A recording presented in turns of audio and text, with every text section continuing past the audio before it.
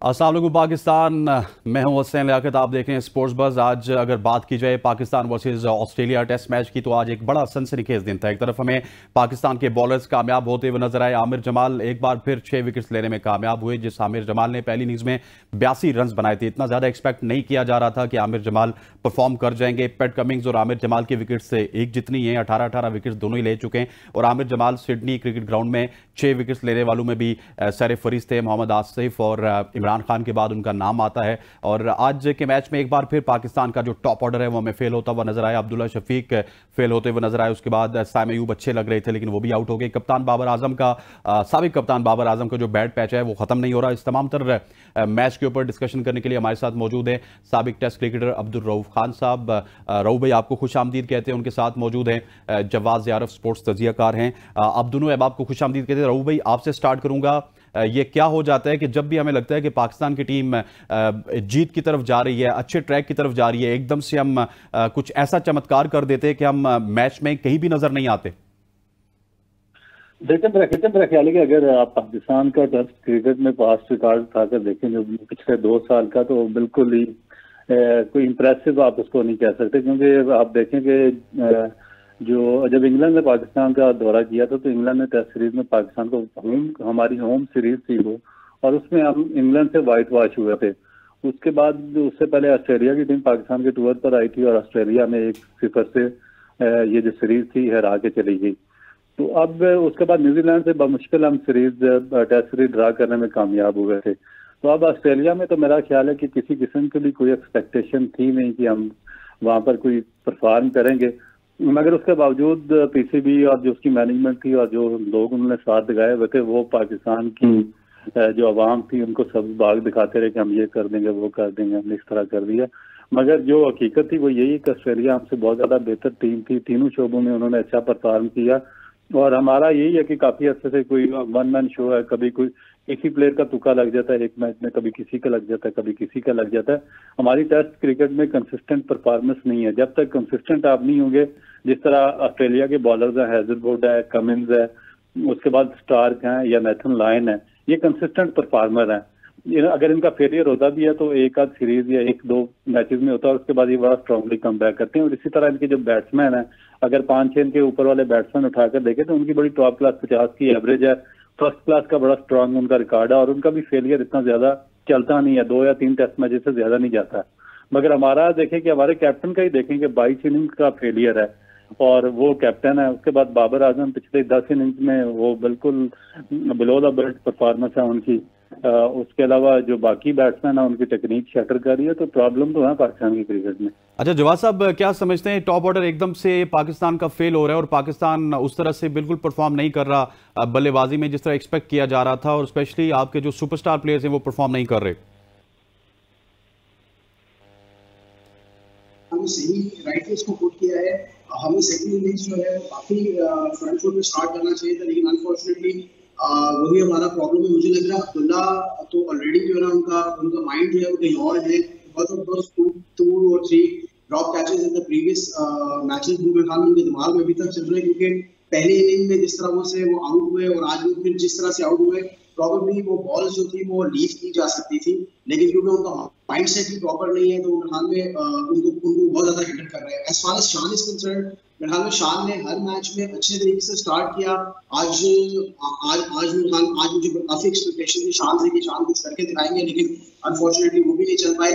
तो हमारे प्रॉपर के साथ प्रॉब्लम यही चल रही है कि some day somebody is getting in, the other day somebody else is getting in, और हर बंदा जो है वो 20-30-35-40 करके आउट हो रहा है। टेस्ट क्रिकेट जो है वो अनफॉर्चुनेटली ऐसे जीते नहीं जाती। टेस्ट क्रिकेट में you have to have your top order scoring big runs, मतलब 70-80-100 नहीं भी करते तो कम से कम 70-80 रन्स की आपको टॉप ऑर्डर से 2 या 3 इनिंग्स चाहिए होती, तभी आप टेस्ट क्रिकेट में अपनी ग्रिफ्ट जो है वो मजबूत कर पाते हैं। तो मेरे ख्याल में बाबर का बैट पैच आपने बिल्कुल सही रिपोर्ट किया कि काफी छठी इनिंग्स लगातार हो गई है। उन्होंने तकरीबन 1 इनिंग्स को छोड़ के 5 इनिंग्स में उनको स्टार्ट मिला, 20 रन, 22 रन, 25 रन, 30 रन हर इनिंग्स में उन्होंने किए, लेकिन अनफॉर्चुनेटली जैसे ही इनिंग्स को आगे ले जाने का टाइम आता है वो आउट हो जाते हैं। और ये हमारी टीम का प्रॉब्लम है थ्रू आउट दी सीरीज। आपने शुरू में एक बात की, मैं उससे 100% एग्री करता हूँ कि जब भी हम किसी भी टेस्ट मैच में हम अच्छा लगना शुरू हुए, या जब भी ऐसा लगा कि यार हम टेस्ट में थोड़ा सा स्लाइटली अहेड है ऑस्ट्रेलिया से, उसी टाइम हमने कुछ ना कुछ ऐसा कर दिखाया कि हम दोबारा से बैकफुट पे चले गए। और इसकी सबसे बड़ी एग्जांपल जो है, मेरे ख्याल में पिछले मैच में जो मेलबर्न वाला टेस्ट था, उसकी चौथी इनिंग्स की सबसे बड़ी एग्जांपल है कि जब आप चेस कर रहे थे 80 पे 2 आउट थे, यू वर लुकिंग गुड, एकदम से तीसरा आउट हुआ, फिर 103 से 40 पे 3 आउट थे, यू वर लुकिंग गुड, फिर चौथा। तो मेरे ख्याल में it's got something to do with the mental ability, the mental strength। वो जो आपके अंदर एक आपके मेंटली आप स्ट्रांग होते हैं, आप इनिंग्स को आगे लेके जाते हैं। मेरे ख्याल में वो एक, जैसे ही हमारी टीम को ये समझ में आती है यार कि हम ऑन टॉप आ रहे हैं, कि हम स्लाइटली मैच में आगे चल रहे हैं, तो हम कंसंट्रेशन लूज कर जाते हैं, व्हिच इज हिंडरिंग, और वो हमें बहुत ज्यादा इफेक्ट कर रही है। अच्छा रऊफ भाई, मुझे ये बताइएगा कि 6 इनिंग्स हो चुकी हैं, बाबर आजम की 126 रन उन्होंने बनाए, और एक्सपेक्ट ये किया जा रहा था कि उनकी फॉर्म शायद कप्तानी के बाद वापस आ जाएगी, लेकिन टेक्निकली भी वो साउंड प्लेयर हैं, लेकिन बहुत सारे फ्लॉज नजर आ रहे हैं। इन स्विंगर पे वो फंस रहे थे इस पूरी टेस्ट सीरीज में। अगर वर्ल्ड कप की बात की जाए तो वर्ल्ड कप में हमें वो मिड विकेट पे, शॉर्ट मिड विकेट के ऊपर स्पिनर्स के खिलाफ फंसते हुए नजर आए। तो बाबर आजम के साथ खराब क्या चल रहा है? एक तो कहने को वो हमारा नंबर 1 प्लेयर है, कुछ तबका उसको बाबर आजम को किंग भी कहता है, लेकिन उसके बावजूद भी वो परफॉर्मेंस बिल्कुल नहीं दे रहे। देखिए, हमारे तबके का क्या कहना है, कभी वो कुछ कह देते हैं, कभी कुछ कह देते हैं। एक तबका उनकी तारीफ में शान में जमीन आसमान के खिलाफे मिला देता है और कहता है कि ना उससे अच्छा कोई कैप्टन है और ना अच्छा उससे अच्छा कोई बैट्समैन है। और दूसरा तबका कहता है कि उसको टीम से ही निकाल दो, ना वो कैप्टनसी वो करता है, ना वो कैप्टनसी के काबिल और ना क्रिकेट खेलने के काबिल। हमारे तबके तो बस इसी तरीके से चलता है, मगर असल में प्रॉब्लम उसका ये है कि उसने जो परफॉर्म किया वो एक्सेप्शनल परफॉर्म वनडे में, और अभी भी आप उसको पाकिस्तान का एक्सेप्शनल परफॉर्मर वनडे में कह सकते हैं। मगर टेस्ट मैच में थोड़ा सा प्रॉब्लम टेक्निक का है उनका, थोड़ा सा उन्होंने जो अपना स्टांस है उसको भी चेंज किया हुआ, और अगर मेरा ख्याल है कि उसको दोबारा अपनी जो फॉल्ट है उसको मिनिमाइज ना किया तो आगे ये टेस्ट क्रिकेट में स्ट्रगल करते ही नजर आएंगे। क्योंकि जो एशियन कंडीशंस थी और लो विकेटें थी, वहाँ पर उनका जो प्रॉब्लम था वो तो था वो जो लेफ्ट आर्म स्पिनर थे उनके खिलाफ काफी ज्यादा स्ट्रगल कर रहे थे। और मगर उसके बाद अब ये जो ऑस्ट्रेलियन की बहुत सी विकेटें आई हैं यहाँ पे, वो फास्ट बॉलर के खिलाफ स्ट्रगल करना शुरू हो गए। तो प्रॉब्लम तो मेरा ख्याल है कि उनकी टेक्निक में है। तो ये जो पाकिस्तान ने इतना बड़ा कोचिंग स्टाफ रखा हुआ पास्ट में, और जो हमारे यहाँ पे लोकल कोचेज हैं, वो उनको मेरा ख्याल है कि देखना चाहिए और सोचना चाहिए कि वो क्या कर रहे हैं। लेकिन रऊफ भाई, ये भी तो एक मसला है कि जब कोचिंग स्टाफ कुछ स्टांस तब्दील करवाने की बात करता है तो उसके बाद भी हमें वो सोशल मीडिया पे नजर आता है जी कि स्टांस चेंज करवाया गया, ये किया गया, वो किया गया। तो कोचिंग स्टाफ का तो यही काम होता है ना, अगर आपको मैं कोच लगा दूं तो आपने बॉलर्स के गलतियां दूर करनी है। देखिए, गलतियां सिस्टमेटिकली दूर होती हैं इस तरीके से, जिस तरीके से ये हमारा कोचिंग स्टाफ है दूर करने की कोशिश करता है, इस तरीके से दूर नहीं होती। ये आपने काम करना होता है ऑफ सीजन में, और जब आपका ऑफ सीजन होता है या आपके अंडर 19 में प्लेयर आपके पास आते हैं रिक्रूट होकर, तो उसके बाद आपने ये जो थोड़े से उनकी माइनर चेंजेस होती हैं वो करनी होती हैं, स्पेशली बॉलर्स की। तो हमारा ये जो प्रॉब्लम ये है कि आप देखें कि हम इंटेलेक्चुअल डिसऑनेस्टी है कि सईद अजमल को कोच बनाकर लेकर चले गए हैं। अब सईद अजमल बेसिकली तो वो उनके पास आर्ट था दूसरा करने का, मगर हमारा कोई एक बॉलर ऐसा नहीं है जिसको वो दूसरा सिखा सके, ना वो करता है कोई। उसके बाद उनकी एजुकेशन इस लेवल की नहीं है कि वो कोई इतने हाईली क्वालिफाइड कोच हैं। मेरा ख्याल है कि ज्यादा से ज्यादा मैट्रिक होगी उनकी एजुकेशन। उसी तरह उमर गुल की भी मैट्रिक है।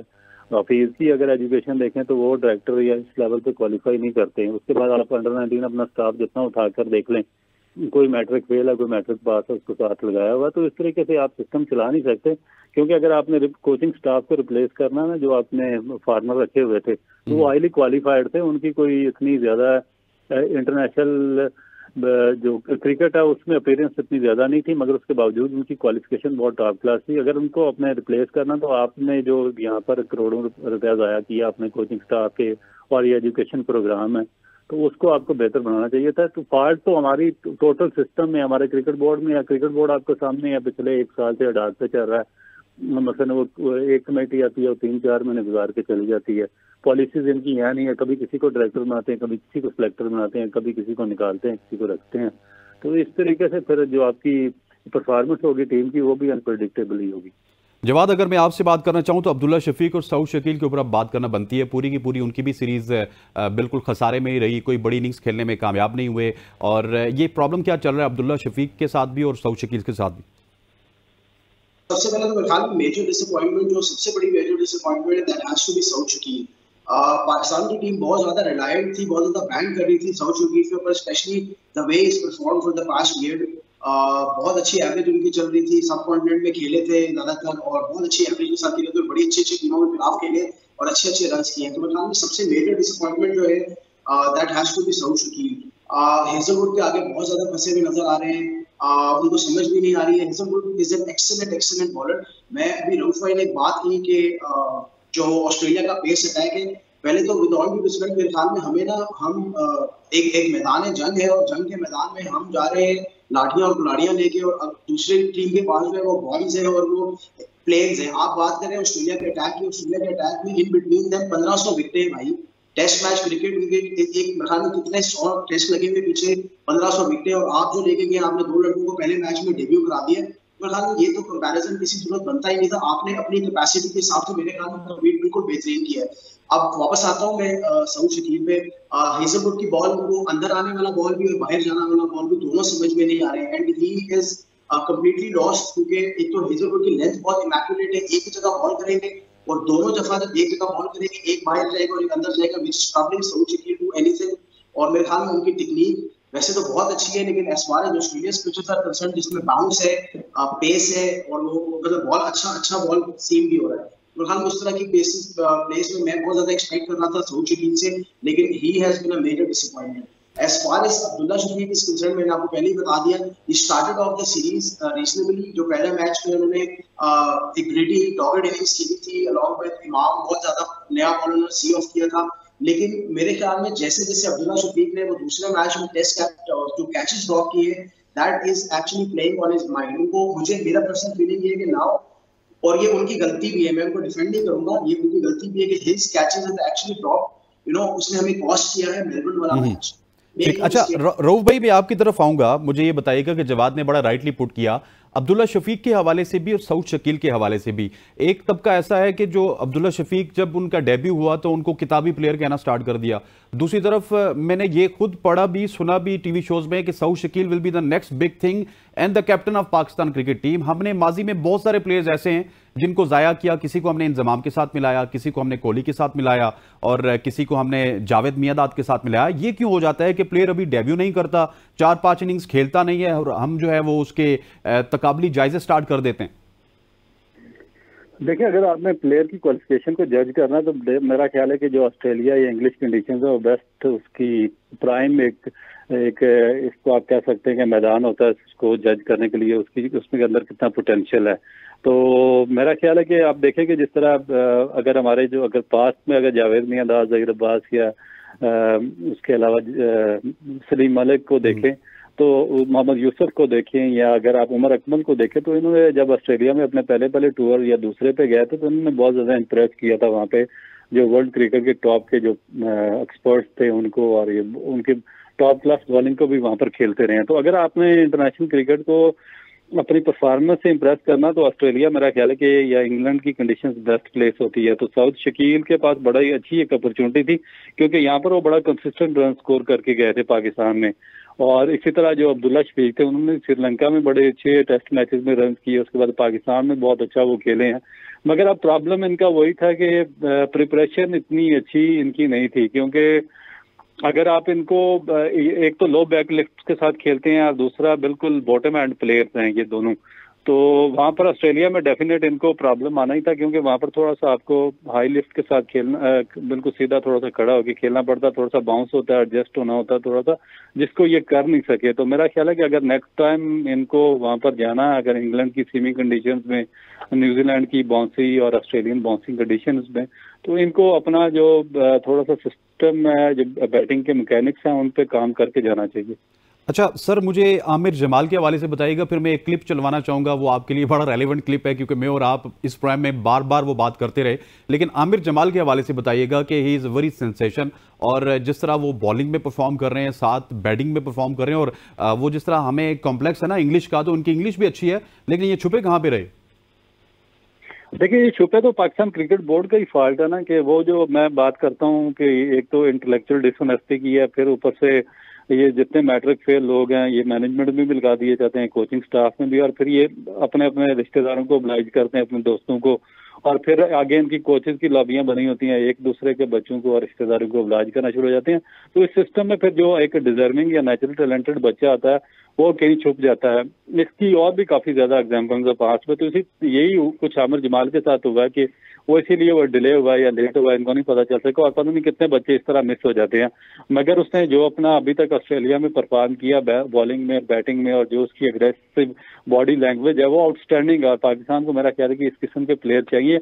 और एग्जैक्टली एक स्पेस थी उसके एक ऑलराउंडर के लिए पाकिस्तान की टीम में, एक वैक्यूम था कि जो फहीम अशरफ और उसके बाद कोई दूसरा ऑलराउंडर फिल नहीं कर सका। तो उन्होंने बड़े राइटली टाइम पे स्ट्राइक किया और बैटिंग बॉलिंग दोनों में परफॉर्म किया, फील्डिंग में, और उस वैक्यूम को फिल किया। और मुझे उम्मीद तो यही है कि वो आइंदा पाकिस्तान के लिए अच्छा परफॉर्म करते रहेंगे।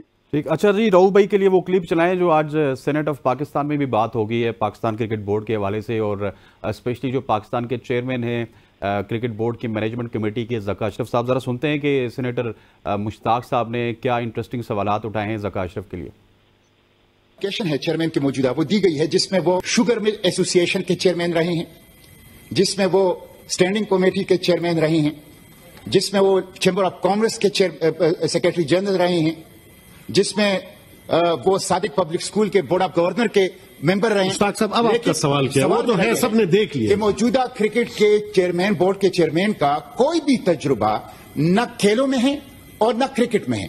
उन्होंने क्रिकेट को हॉबी में लिखा है कि ये मेरा मशगला है, और जब मशगला होगा तो फिर क्रिकेट का ये हाल होगा। जी रऊफ भाई, ये सुना आपने, अब तो सेनेट ऑफ पाकिस्तान में भी बातें होना स्टार्ट हो चुकी हैं। जी बिल्कुल होनी चाहिए, और मेरा ख्याल है कि बड़ा एक राइट उन्होंने स्टेप उठाया है इसमें कि उन्होंने जो हाईएस्ट फोरम है पाकिस्तान का उसने अपनी आवाज उठाई है, और बिल्कुल उठानी चाहिए, क्योंकि इस किस्म के लोग कंसिस्टेंट बेसिस पर जो हमारे पॉलिटिशियन है उनको ऑब्लाइज करते हैं। बेसिकली तो ये जितने भी आप देखें पीछे कोई 10-12 साल में जितनी हमारी ऊपर ये आई है, हमारे जो गवर्निंग क्या इसको कहते हैं एलीट क्लास आई है, इन्होंने अपने अपने जो फ्रंटमैन थे उनको ऑब्लाइज किया, और किसी ना किसी को हर एक दूसरे के साथ मुफादात वाबस्ता थे, जिसकी वजह से जो पाकिस्तान के मुफादात है वो पीछे चले गए। पाकिस्तान की स्पोर्ट्स ने स्ट्रगल किया, पाकिस्तान की क्रिकेट ने स्ट्रगल किया। फिर उसके बाद जो इन्होंने अपॉइंटमेंट्स किया वो इंतहाई गैर जरूरी किस्म की अपॉइंटमेंट थी, जिसका ना कोई सर था ना पाँव था। सुबह फैसला करते थे, शाम को वापस लेते थे, अगले दिन फिर फैसला होता था, फिर वापस ले लेते थे, और इस तरीके से ये सिस्टम को चलाते रहे हैं।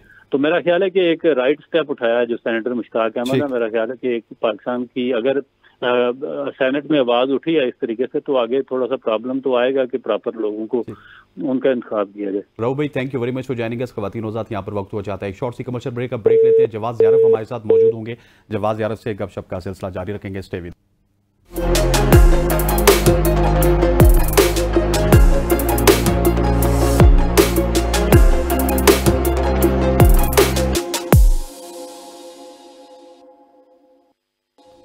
Welcome back to show. अब आमिर जमाल के ऊपर बात करेंगे। अब्दुर्रऊफ खान साहब का हमने कमेंट जरूर लिया, लेकिन मैं जवाद ज़ियारफ से जानना चाहूँगा कि वो क्या समझते हैं आमिर जमाल के हवाले से। और सर ये बताइएगा कि आमिर जमाल बहुत ही शानदार अंदाज में परफॉर्म कर रहे हैं with the bat, with the ball, और इस वक्त टॉप विकेट टेकर हैं along side with PAT Cummins. तो क्या समझते हैं, उन्होंने जस्टिफिकेशन तो दे दी है और बड़े लंबे अरसे तक उनकी क्रिकेट अब नजर आ रही है पाकिस्तान क्रिकेट टीम में।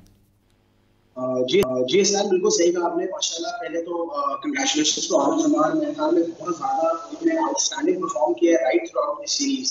पहली दफ़ा बहुत अरसे के बाद ऐसे लगा कि कोई ऐसा ऑलराउंडर टीम में आया है जिसके लिए टीम में होना बहुत बड़ी बात है, जिसके लिए टीम के लिए परफॉर्म करना बहुत बड़ी बात है। Who is basically a fighter. Aamir Jamal में सिर्फ एक क्विक कंपैरिजन करना चाहूँगा। He is like Mohammad Rizwan की तरह का एक, और आपको टीम में ऐसे लड़के चाहिए होते हैं जो फाइटर होते हैं। आपने अपने डोमेस्टिक क्रिकेट की रिस्पेक्ट की है, और जब आपने डोमेस्टिक क्रिकेट की रिस्पेक्ट किया तो उसने आपको रिजल्ट प्रोड्यूस करके दिया है। What an exceptional talent he has been. और अभी आपने रऊफ भाई से पूछा था कि ये आमिर जमाल कहाँ थे, तो उन्होंने बिल्कुल राइटली पुट किया कि बोर्ड मैनेजमेंट ये लोग चांस देने को तैयार नहीं है आपके जो डोमेस्टिक सर्किट में परफॉर्मर्स है उनको। और जब कभी भी इनमें से कोई एक लड़का इतना, और आमिर जमाल का नाम अभी से नहीं चल रहा है, कई सालों से आमिर जमाल का नाम चल रहा है। He is been knocking on the door, लेकिन उनको अपॉर्चुनिटी नहीं मिल रही। And to be really very honest with you sir, आपको याद है फिर मैं घुमा फिरा के बात जो है वो फहीम अशरफ पे आ जाएगी।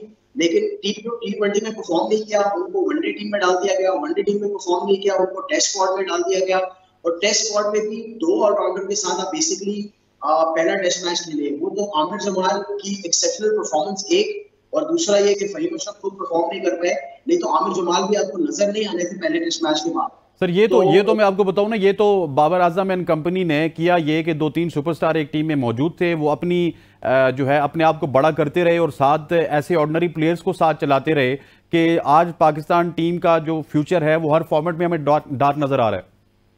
एग्जैक्टली सर, मैं यही तो आपसे कह रहा हूँ कि पेस है 2023 की परफॉर्मेंस पे वही एंटर हुए, T20 में परफॉर्म नहीं कर पाए, दुबई जो हुई थी सीरीज, उसके बाद वो चले गए एशिया कप खेलने के लिए, वनडे सीरीज वहां परफॉर्म नहीं कर पाए। फिर पता नहीं किसको लगा, क्यों लगा, कैसे लगा कि वो टेस्ट मैच खेल सकता है, तो अब आप उसको टेस्ट मैच खिलाने के लिए देंगे। लेकिन मैं अगेन बात ये कर रहा हूँ कि आमिर जमाल की गुड लक, उसका हार्डवर्क, उसका टैलेंट जो है वो आउटशाइन कर गया पहले मैच में ही फहीम अशरफ को, वरना आपको आमिर जमाल देखने को भी ना मिलता।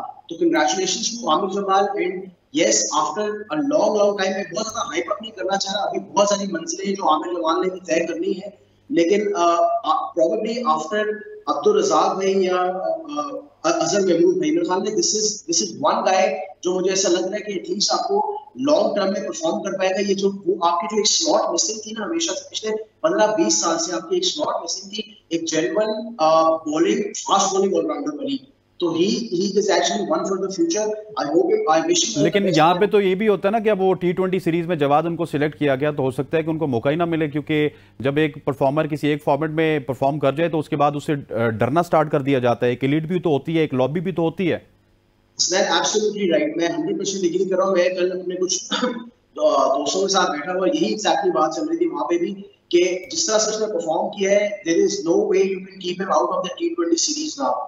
आप उसको खिलाना चाहिए। मैं समझ रहा हूँ फॉर्मेट में बहुत फर्क है, but he is an aggressive bowler जो 140, और जब वो T20 में 4 ओवर करेगा ना, तो प्रोबेबली आप उसकी पेस में देखेंगे 3, 4, 5 शॉट्स और भी ऊपर बढ़ेगी।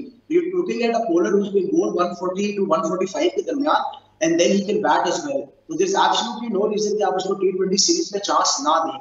लेकिन अगर वो 3 बॉलर वाला फॉर्मूला चला तो शायद इस बेचारे की जगह मारी जाए, वरना मेरे सामने किसी जरूरत भी अगर आप 3 पेसर खिलाते भी हैं, then he can play as your genuine all rounder. और वैसे भी अभी आपकी वर्ल्ड कप की तैयारियां चल रही हैं, he is the best option right now. वो तो बात भी ठीक है आपकी कि अगर फहीम अशरफ को हमने इतना ज्यादा एज ए ऑलराउंडर ट्राई किया है, नवाज को ट्राई किया है, तो why not Aamir Jamal? Exactly मैं यही कह रहा हूँ ना, और स्पेशली आपने ये भी देखना है कि आपकी जो T20 सीरीज अभी आ रही है immediately, that is in New Zealand. तो न्यूजीलैंड के कंडीशंस में आपके जेन्युइन पेसर्स को या पेसर्स को हेल्प मिलती है, तो देयर इज नो प्रॉब्लम कि अगर आप अगर 3 पेसर अपने जेन्युइन खिलाना भी चाह रहे हैं, तो आप चौथे पेसर के तौर पे आमिर जमाल को खिलाएं, क्योंकि मोहम्मद वसीम काफी अर्से से टीम के साथ चल रहे हैं, वो भी तो खेल ही रहे हैं ना, अगर चौथा पेसर भी खेल रहा है तो why not go with Aamir Jamal. तो मेरे ख्याल में Aamir Jamal is 100% for me in the T20 squad. Talent है, एबिलिटी है, he can hit the ball long, he can bowl with pace, and he is aggressive. और सबसे बड़ी बात जो मैंने पहले शुरू में कंपेयर किया था रिजवान की तरह, ही इज अ फाइटर, और आपको टीम में ऐसे लड़के चाहिए। अच्छा सर, ये बताएं कि अब टेस्ट मैच तो हमारे हाथ से, हमारी दस्तरस से दूर होता हुआ नजर आ रहा है। इस वक्त विकेट पे मौजूद है मोहम्मद रिजवान और आमिर जमाल। क्या मोहम्मद रिजवान अपना बेस्ट करने की कोशिश करें और आमिर जमाल अपना बेस्ट करने की कोशिश करें, तो कहां तक स्कोर का मजमुआ पहुंचाएं तो हम ये टेस्ट मैच बचाने की सूरत में आ सकते हैं या फिर जीतने की सूरत में आ सकते हैं, जो कि इस वक्त बिल्कुल नहीं लग रहा? देखिए फेवरेट प्लेयर्स वाली बात हो जाती है, पर मेरे ख्याल में मोहम्मद रिजवान को जब से वो इस टीम में वापस आए हैं, अभी पहले टेस्ट मैच के बाद आपने हमेशा उनको इसी तरह की पोजीशन में डाल दिया जहां पे ही हैज टू परफॉर्म। उन्होंने अल्हम्दुलिल्लाह पिछली 3 की 3 इनिंग्स में बहुत अच्छा परफॉर्म किया है। आप अगेन वो इसी तरह की सिचुएशन में आ गए, और आमिर जमाल अगेन हमने अभी बताया कॉन्फिडेंट, हाई, बहुत ज्यादा कॉन्फिडेंट, उनका हाई का अभी विकेट भी ली हुई है, पिछली इनिंग में रन भी किए हुए, तो आई एम होपिंग कि कल को कुछ ना कुछ परफॉर्म कर पाए। As far as the total is concern, मेरे ख्याल में अगर हम if you can go to 225 to 30 मेरे ख्याल में, तो that would be a good